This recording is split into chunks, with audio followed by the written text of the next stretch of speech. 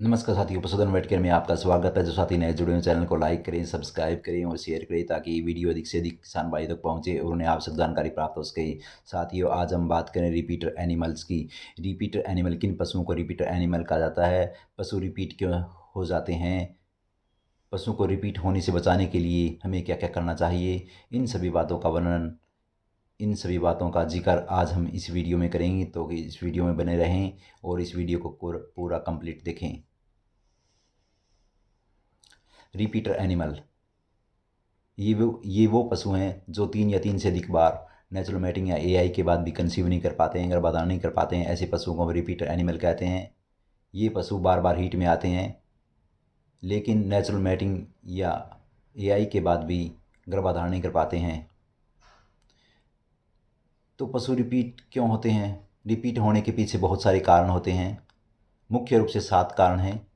सबसे पहला कारण है पशु की बच्चेदानी के अंदर इन्फेक्शन। ब्याने के बाद पशु की बच्चेदानी के अंदर इन्फेक्शन हो जाता है, या कभी कभी नेचुरल मैटिंग के बाद पशु की बच्चेदानी के अंदर इन्फेक्शन हो जाता है, जिसकी वजह से जो एम्ब्रियो या जो भ्रूण बच्चेदानी के अंदर बनता है वो वहाँ इन्फेक्शन की वजह से नष्ट हो जाता है और पशु बार बार हीट में आता है और बार बार रिपीट होता है। नंबर 2, हार्मोनल डिस्टर्बेंस या पशु में हार्मोन का असंतुलन। जब पशु हीट में आता है तो पशु हीट में आने के समय ईस्ट्रोजन हार्मोन बॉडी के अंदर बढ़ जाता है। फॉलिकल स्टिमुलेटिंग हार्मोन से ओवरी से फॉलिकल का निर्माण होता है। एलएच हार्मोन की वजह से पशु की ओवरी से ओवुलेशन का उत्पादन होता है, अंडे का उत्पादन होता है। अंडे और शुक्राणु के मिलने से भ्रूण का विकास होता है। जिसमें भ्रूण का विकास शुरू हो जाता है उसमें ईस्ट्रोजन हार्मोन बॉडी के अंदर बनना बंद हो जाता है, प्रोजेस्टेरोन हार्मोन बनना शुरू हो जाता है। लेकिन ऐसी स्थिति के अंदर अगर बॉडी के अंदर ईस्ट्रोजन का हार्मोन बढ़ जाता है और प्रोजेस्टेरोन का हार्मोन नहीं बढ़ पाता है, तो उसकी वजह से पशु में बच्चेदानी के अंदर जो भ्रूण बनता है वो नष्ट हो जाता है, जिसको हम अर्ली एम्ब्रियोनिक डेथ कहते हैं। ऐसी स्थिति में पशु का अबॉर्शन हो जाता है और वो बार बार हीट में आता है और बार बार गर्भधारण करता है, लेकिन फिर भी नहीं ठहरता है। नंबर 3, पोषक तत्वों की कमी या कुपोषण का शिकार। कई बार पशु कुपोषण का शिकार हो जाता है, यानी कि उसके अंदर जो मिनरल, जो विटामिन जो शरीर को अति आवश्यक होते हैं, उनकी कमी की वजह से पशु बार बार हीट में आता है लेकिन कंसीव नहीं कर पाता है। बहुत सारे विटामिन जैसे vitamin A, D, E, H, के और मिनरल्स जैसे कॉपर, कोबाल्ट, कैल्शियम, फास्फोरस, इन सभी की आवश्यकता पड़ती है, जिसकी कमी की वजह से पशु गर्भाधारण नहीं कर पाता है और पशु बार बार रिपीट होता है। तो इस वजह से पशु हीट में आने के बाद भी कंसीव नहीं कर पाता है। तो ये एक मुख्य कारण है। Number 4, negative energy balance.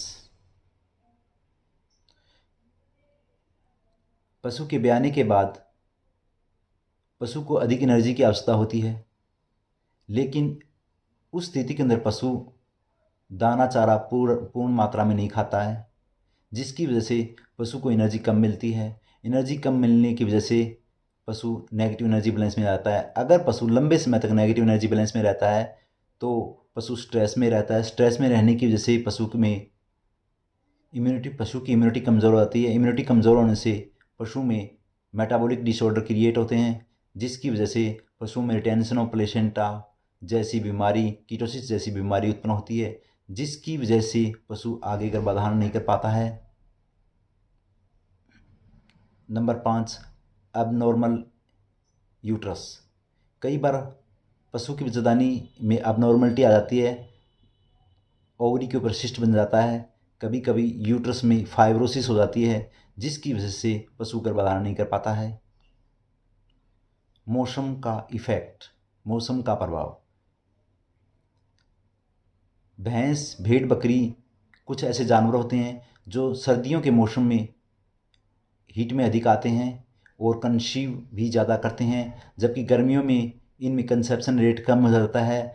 तो मौसम का प्रभाव पशु के स्वास्थ्य के ऊपर पड़ता है, क्योंकि मौसम के प्रभाव गर्मी में कई पशु स्ट्रेस में आते हैं, जिसकी वजह से पशु हीट में कम आते हैं या कंसेप्शन नहीं कर पाते हैं, गर्भधारण नहीं कर पाते हैं। Number 7, very low quality semen. कई बार जिस पशु का या जिस सांड का सीमन प्रयोग किया जाता है उसकी क्वालिटी बहुत लो होती है, उसमें स्पर्म डेड होते हैं, या कई बार उसमें इन्फेक्शन होता है, जिसकी वजह से हमारी गाय भैंस भेड़ बकरी है वो गर्भधारण नहीं कर पाती है। और ये एक मुख्य कारण है जिसकी वजह से पशु गर्भधारण नहीं कर पाते हैं, बार बार रिपीट होते हैं और रिपीटर बन जाते हैं।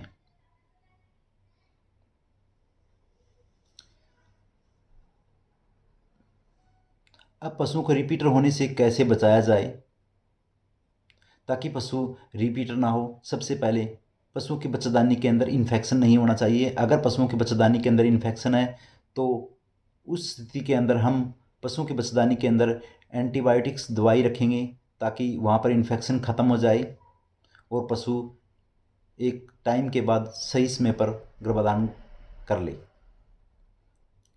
हार्मोनल डिस्टर्बेंस या हार्मोन का असंतुलन। कई बार हार्मोन का असंतुलन होता है, तो ऐसी स्थिति के अंदर हम पशु के सही तरीके से ट्रीटमेंट करेंगे ताकि जिस हार्मोन की कमी पशु के अंदर है उस हार्मोन को हम ट्रीटमेंट के अंदर दे करके उस हार्मोन की डेफिशिएंसी को कम करेंगे, जिसकी वजह से पशु गर्भधारण बनाए रखेगा। कुछ पशु ऐसे होते हैं जो 3 या 4 महीने के बाद है अबॉर्शन कर जाते हैं, क्योंकि उनके शरीर में प्रोजेस्टेरोन हार्मोन की मात्रा कम हो जाती है। ऐसी स्थिति से बचने के लिए हमें पशु को बार बार निरीक्षण करना चाहिए और उन्हें आवश्यक दवाई देते रहना चाहिए ताकि ऐसी स्थिति उत्पन्न ना हो। कुपोषण का शिकार या न्यूट्रिशनल डेफिशिएंसी। पशुओं में न्यूट्रिशन डेफिशिएंसी से बचाने के लिए पशुओं को मिनरल मिक्सर रेगुलर हमें देते रहना चाहिए ताकि पशु है वो हीट में आए और कंसेप्शन कर सके। नेगेटिव एनर्जी बैलेंस से बचाने के लिए पशुओं को ब्याने के तुरंत बाद पशुओं का अच्छी तरीके से ध्यान रखना चाहिए, उनका रख रखाव करना चाहिए और उन्हें आवश्यक दवाइयाँ देनी चाहिए ताकि पशु नेगेटिव एनर्जी बैलेंस में ना आए और पशु है आगे मेटाबॉलिक डिसऑर्डर क्रिएट ना हो। एक अच्छी क्वालिटी का सीमन यूज करना चाहिए और हमें देखना चाहिए कि पशु है जो सांड है वो इन्फेक्टेड ना हो। तो ऐसा सीमन अगर हम पशुओं में यूज़ करेंगे तो वो अवश्य ही गर्भधारण करेंगे। तो साथियों, आज की वीडियो में इतना ही। धन्यवाद।